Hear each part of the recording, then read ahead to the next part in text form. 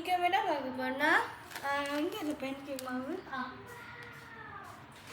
நம்ம பேன்கேக் தான் செய்ய போகிறோம். ஓகேயா?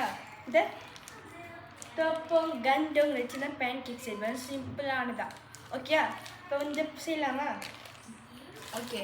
இப்போ கண்டம் செய்யறது சரியானது பேன்கேக் வந்து ஈஸி தான். ஸோ நம்ம இப்போ கண்டம் வந்து தேவையான குறைக்கு தான் போட போகிறேன். இப்போ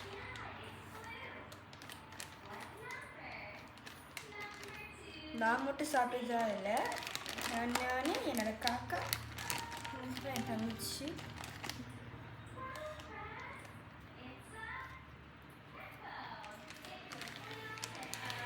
ஓகே ஒன்று கொஞ்சம் போட்டுக்கிட்டோம். கொஞ்சம் தான் செய்ய போகிறோம். ஓகே ஓகே இது வந்து கயிறு கட்டி வச்சு நான் நினைக்கிறேன். ஸோ அண்ணாத்த மாதிரி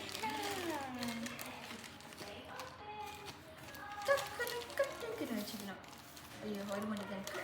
ஓகே கட்டிடுச்சு. ஓகே ஓகே இப்போ அடுத்தது நான் வந்து ஒரு முட்டை எடுத்துக்கலாம். ஓகே முட்டை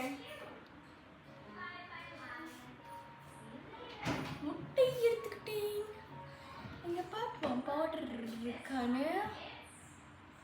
இல்லை ஓகே இல்லை நம்ம நார்மல் பேன்கேக் செஞ்சிடலாம். அப்புறம் சாக்லேட் இல்லாத பேன்கேக் நல்லா இருக்கும். பனானா வச்சுன்னா பனானாவும் செஞ்சுக்கலாம். பனானா பேன்கேக் இதுதான் லேஸ் இந்த மட்டும் உடைக்கணும்ல. இப்போதான் உடையும். இன்னும் இப்படி உடைக்கிறேன் எனக்கு தெரியல. ஈஸிலாம்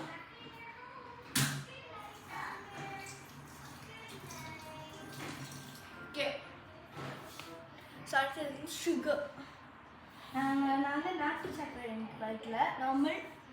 நார்மல் சுகர்.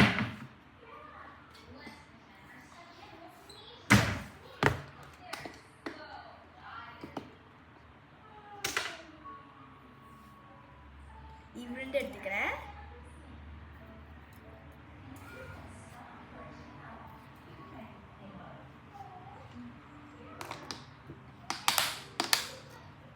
ஓகே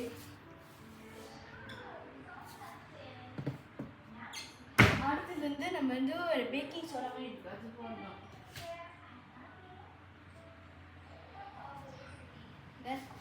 இது அந்த பிஸ்கட்டோட மாவு வேணும்.